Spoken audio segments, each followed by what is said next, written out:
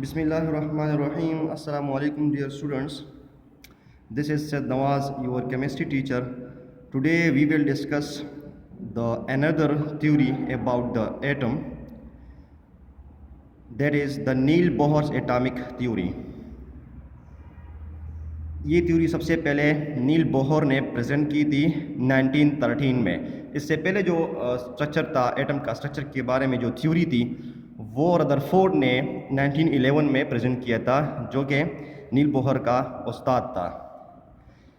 इन्होंने थोड़ा सा इम्प्रूव किया हुआ है अपने उस्ताद के काम को, जिन्होंने एटम के स्ट्रक्चर के बारे में उन्हें एक्सपेरिमेंट किए थे। तो उस हवाले से इन्होंने जो स्ट्रक्चर पेश किया हुआ था एटम का, तो वो कुछ इस लिहाज से था कि उन्होंने एटम के बारे में कुछ इस तरह बताया था कि एटम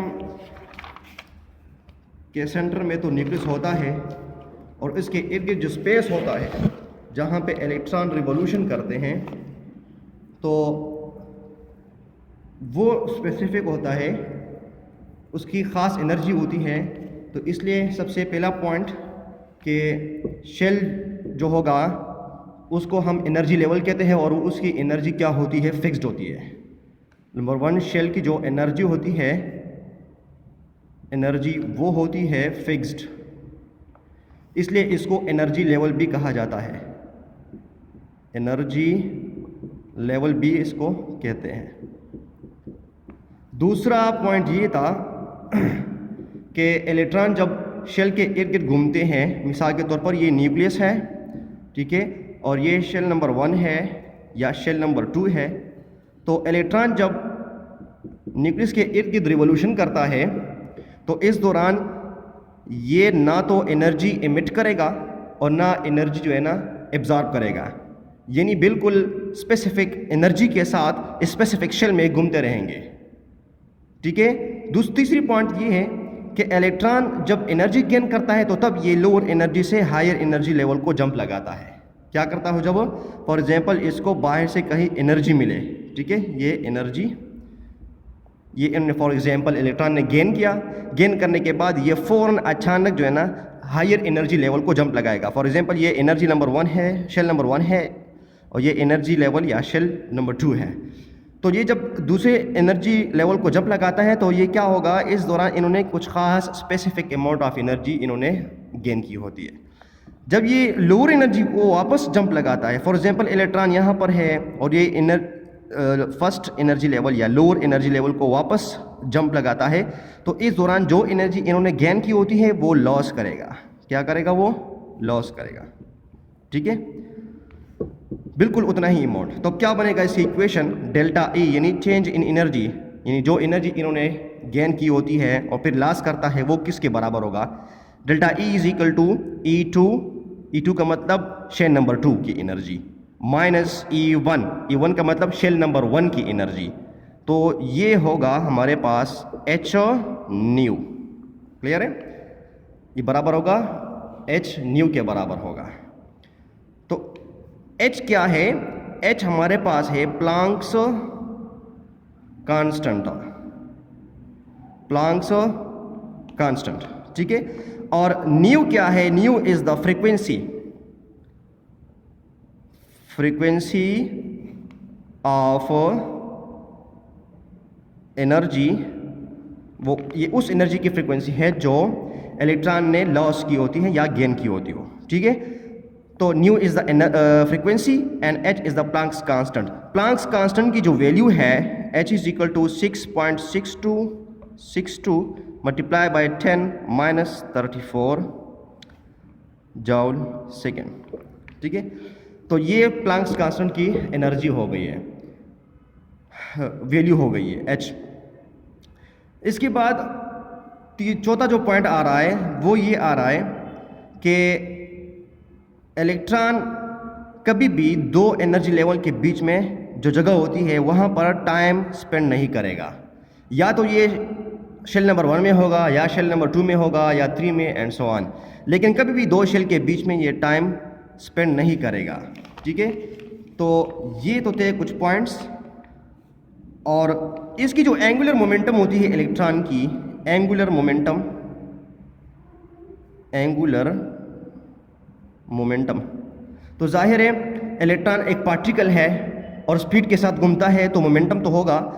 असल में जो हमारे पास मोमेंटम होते हैं दो किस्म के होते हैं, एक लीनियर मोमेंटम होता है और एक हमारे पास होता है एंगुलर मोमेंटम। तो लीनियर मोमेंटम बराबर होता है p for momentum, m multiply by velocity. Momentum is equal to mass multiply by velocity. The product of mass and velocity is called momentum. तो ये डिफिनीशन बनेगा। अब इलेक्ट्रॉन तो लीनियर मोशन नहीं करता, लीनियर फॉर एग्जांपल ये electron है तो इस तरह तो मोशन नहीं करता, ये तो बिल्कुल राउंड फॉर्म में इस तरह मोशन करता है। तो इस लिहाज से फिर इसका जो मोमेंटम होगा वो एंगुलर मोमेंटम होगा, लीनियर मोमेंटम नहीं होगा। और एंगुलर मोमेंटम बराबर है the product of mass velocity and radius. ये जिस सर्कल में रिवोल्यूशन करता है उसके सेंटर से लेकर इलेक्ट्रॉन तक, यानी जो शेल होता है वहाँ तक जो डिस्टेंस बनता है तो वो तो रेडियस हो गया है। और इसका जो अपना मास होगा इलेक्ट्रॉन का और उसकी जो वेलोसिटी होगी तो वो एंगुलर मोमेंटम होगी। तो वो बराबर होगा mvr is equal to NH divided by 2 pi. n क्या है? n is a number of shell. अगर शेल नंबर 1 में इलेक्ट्रॉन रिवोल्यूशन करता है तो n की वैल्यू होगी 1, और अगर इलेक्ट्रॉन शेल नंबर 2 में रिवोल्यूशन करता है तो n की वैल्यू होगी 2 एंड सो ऑन। ठीक है, 3 4 एटसेट्रा। तो ये तो था नील बोहर एटॉमिक थ्योरी के बारे में। अब ये इन्होंने वो इतराज़ात के जवाब भी हल किए जो रदरफोर्ड पर लोगों ने किए थे कि इलेक्ट्रॉन तो कंटिन्यूसली एनर्जी लॉस करेगा, जब एनर्जी लॉस करेगा कंटिन्यूसली तो न्यूक्लियस में गिरेगा। इसका जवाब इन्होंने कैसे दिया? इसका जवाब इन्होंने ऐसे दिया है कि इलेक्ट्रॉन जब रिवोल्यूशन करता है तो इस दौरान कभी भी ये एनर्जी लॉस नहीं करेगा, ठीक है, और ना गेन करेगा। हाँ, अगर एनर्जी गेन करता है तो ये कुछ खास अमाउंट ऑफ एनर्जी होगी, जब वो एनर्जी इस इलेक्ट्रॉन को मिलेगी तब जाके ये हायर एनर्जी लेवल को जंप लगाएगा, ठीक है। और दोबारा अपने लोअर एनर्जी लेवल को जंप तब लगाएगा जब वो एनर्जी जो उन्होंने गेन की होती है वो लॉस करे। उसके बाद ये अपने शेल नंबर 1 में हो या लोअर एनर्जी जो भी शेल हो उसमें ये वापस आ जाएगा, जंप लगाएगा, ठीक है। तो इसकी वजह से जो हमें स्पेक्ट्रम में स्पेक्ट्रोमीटर में जो स्पेक्ट्रम मिलता है तो वो कौन सा मिलता है? वो हमें इसी वजह से लाइन स्पेक्ट्रम मिलता है, ठीक है। लाइन स्पेक्ट्रम यानी गैप होता है स्पेक्ट्रम कलर्स के बीच में जो गैप होता है, तो ये इस वजह से होता है गैप हो कि ये अचानक जो है ना एक शेल से दूसरी शेल को जंप लगाता है, बीच में टाइम नहीं गुजारता। अगर ये बीच में टाइम गुजारता ये इलेक्ट्रॉन तो फिर ये कंटिन्यू स्पेक्ट्रम देता, ठीक है। तो that was the Niels Bohr. अब इलेक्ट्रॉन्स की, प्रोटॉन्स की और न्यूट्रॉन्स की तरफ बढ़ते हैं। इसको कहते हैं बेटा फंडामेंटल पार्टिकल्स। इलेक्ट्रॉन, प्रोटॉन और न्यूट्रॉन को कहते हैं फंडामेंटल पार्टिकल्स। तो एक है हमारे पास बुक में, अगर आप देखिए पेज नंबर 47 पे, तो fundamental particles of an atom, तो वो कितने हैं? आप लोगों के कोर्स के मुताबिक इलेक्ट्रॉन है एक, दूसरा प्रोटॉन है और तीसरा न्यूट्रॉन है।